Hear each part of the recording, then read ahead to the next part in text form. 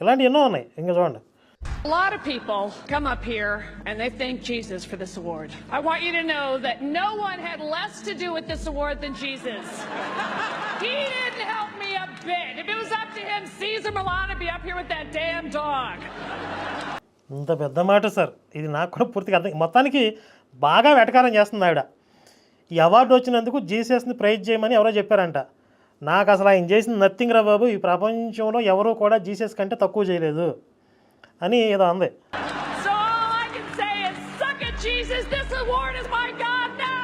ఏదో సక్ జీసస్ ఏదో అంటుంది బాబు, ఎంత పెద్ద మాట సార్ ఇది. అప్పుడు అగ్నిగంధకాల కురవలేదేంటిరా పాస్టర్లో, అంత పెద్ద మాటలు అంటున్నారు కదా, దేవుడు ఉగ్రత రాలేదే. Thank you to Satan for giving me inspiration on how to play this role. అక్కడ అవార్డు వచ్చినాడు ఏమంటున్నాడు, నాకు సాతాన్ ఇన్స్పిరేషన్ ఈ అవార్డు పొందడానికి అంటున్నాడు. మరి అక్కడ అగ్నిగంధకాల కురవలేదు, పబ్లిక్ ఫంక్షన్ అది. Netflix, the big tech streaming company, allowed on their platform a movie portraying Jesus as gay. నెట్ఫ్లిక్స్లో ఒక సినిమా రిలీజ్ అయిందంట, అందులో జీసస్ని గే అని చూపించారంట. నెట్ఫ్లిక్స్ మీద అగ్నిగంధకాల కురవలేదు, ఇప్పుడు కూడా బ్రహ్మాండంగా రన్ అవుతుంది. నెట్ఫ్లిక్స్ ప్లే అవుతుంది కదా మీకు ఓటీటీలో. You will see Jesus coming home with his gay partner to meet his family. Jesus తన గే పార్ట్నర్తో కలిసి వాళ్ళ ఇంటికి వాళ్ళ ఫ్యామిలీని కలవడానికి వచ్చాడంట. Not only that, they also portrayed Mary, the mother of Jesus, as a weed smoker. ఆయన తల్లి మేరీని కూడా చైన్ స్మోకర్ లాగా చూపించారంట. Of this kind of shows and movies that make a mockery of Jesus, the show won an award. ఆ సినిమా పేరు ఏంటంటే టెంప్టింగ్గా ఉంది, the first temptation of Christ.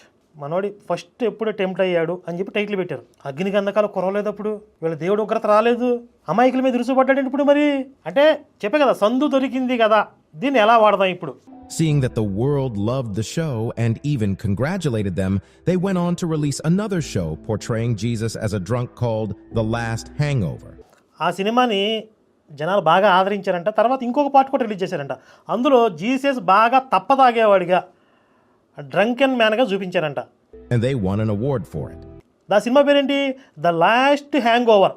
అంటే చనిపోయే ముందు కూడా హ్యాంగ్ ఓవర్లో ఉన్నాడని చెప్పి, ద లాస్ట్ హ్యాంగ్ ఓవర్. ఇప్పుడు మనం ఏదో చేసిన అవమానిస్తున్నాం అది అని చెప్పి కేసులు పెడుతున్నారు కదా, నేను చేసేది ఏమన్నది అసలు. నేను చాలా గౌరవంగానే మాట్లాడతాను, విమర్శిస్తాం, సహేతుకంగా లేదు కదా, లాజికల్గా లేదు కదా అని చెప్పి. వెస్ట్రన్ కంట్రీస్లో వాళ్ళే ప్యాకాట ఆడతారు వేస్తూ, తమ్ముడే ప్యాకాట అన్నట్టుగా వాళ్ళు ఆడుకుంటారు వేస్తూ. మనం చేసేది ఏముంది అసలు. In an ironic twist, the people receiving the award also mocked Jesus right on stage. The Last Hangover, Puerta dos Fundos. I never thought that we could say that, but thank you, God. Thank you, Jesus. We are here because of you. If you're not enjoying that, say something now. All right, we're keeping doing that. ఆ సినిమాలో act చేసిన వాళ్ళకి అవార్డులు వచ్చినాయి. వాళ్ళు సంతోషంగా పండుగ చేసుకుంటూ, జీసస్ చాలా థ్యాంక్స్, నీ సినిమాలో నిన్ను ఇలా చూపిస్తూ మేము సినిమా చేసినందుకు మాకు మంచిగా సెటిల్ అయ్యాం, అవార్డులు వచ్చినాయని చెప్పి పండుగ చేసుకుంటున్నారు వాళ్ళు. థ్యాంక్ యూ జీసస్ అంటున్నాడు. అగ్నిగంధకాలు కురవలేదు, అప్పుడు వాళ్ళ మీద ఉగ్రత రాలేదు. వీళ్ళతో పోలిస్తే పాప అమ్మాయి ఏమందండి, ఓటింగ్ పెట్టారు, దేవుడికి 0 ఓట్లు వచ్చినాయి అని చెప్పింది. అందులో అమ్మాయి చేసిన తప్పే ఉంది. అగ్నిగంధగా కృష్ణ అంటే ఇప్పుడు ఉగ్రత వచ్చేసిందంట, అడుగుడు తగలబెట్టేస్తున్నాడంట. తలకాయ ఉందారు మీకు అసలు అన్న పని చేస్తుందా? Have you noticed that identifying Jesus as gay is now the new trend? New trend అంటే ఇప్పుడు జీసస్ గే అని చెప్పడం న్యూ ట్రెండ్ అంటే ఇప్పుడు మనం చెప్పట్లేదు, వెస్ట్రన్ కంట్రీస్లో చెప్తున్నారు. వాళ్ళు బట్టలు ఇప్పేస్తున్నారు, మనం పద్ధతిగా, సంస్కారవంతంగా, సాంప్రదాయబద్ధంగా బైబిల్ని ప్రశ్నిస్తున్నాం. వాళ్ళు మొత్తం బట్టలు ఇప్పేసి మొత్తం టిష్ టిష్ టిష్ అంటారు. You know, I was on Twitter this weekend and I read this tweet by Bishop Tobin, who's a Catholic bishop. And he comes out and he says that he wants to remind all Catholics not to support or engage in any pride and participate in any pride parades or anything supporting the LGBTQ community because it's against Christian values and that it's harmful to children. And I tweeted out that my Catholic children will be attending pride events, as this Catholic will.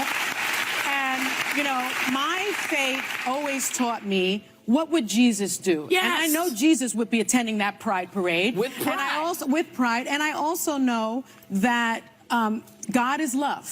And Jesus is love. Yeah. And love is love. It's It's so the- sad. the And I part- don't know that they hide behind religion because I said this on this show once before.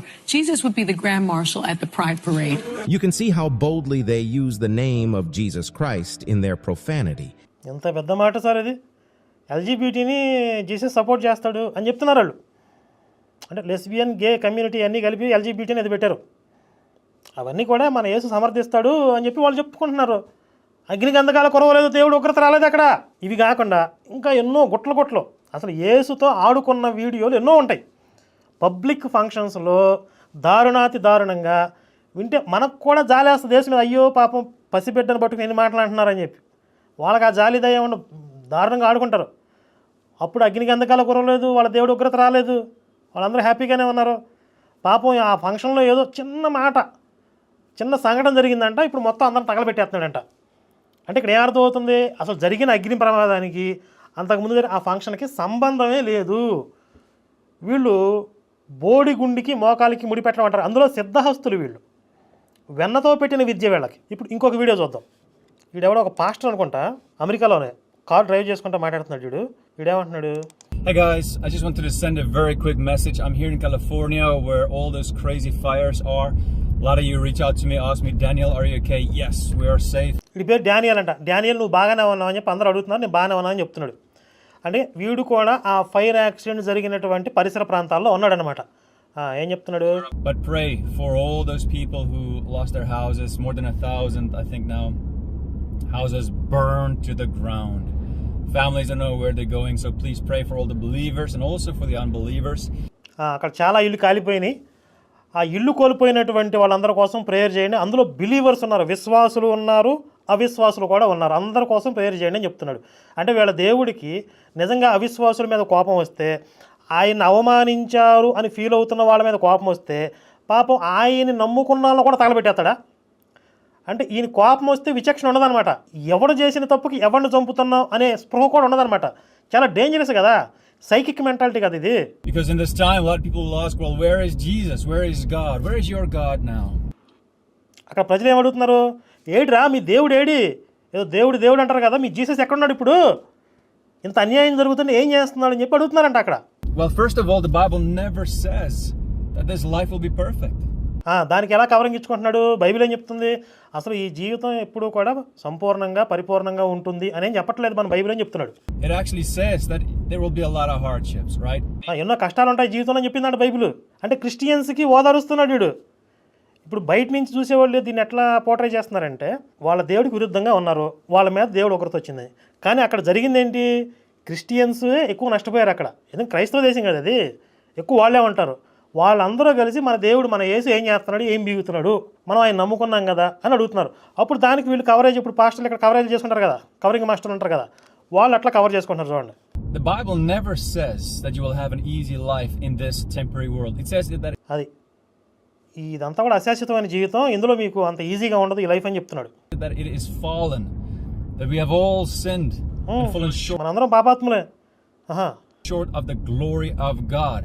There's a lot of pain and suffering in this world caused by humans, but then also natural disasters, and it can wake us up to the reality that we're small little human beings, that we're not always in control. That you have your security in your money, in your house, in your job, in your career. This life is temporary. We will all die one day.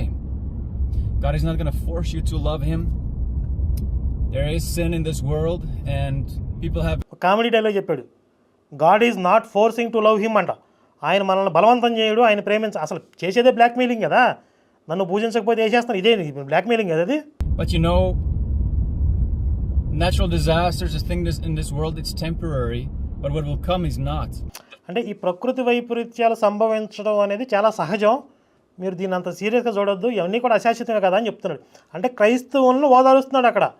అంటే అక్కడ నష్టపోయింది ఎవరో క్రైస్తవులు అనమాట, వాళ్ళని ఓదారుస్తున్నాడు.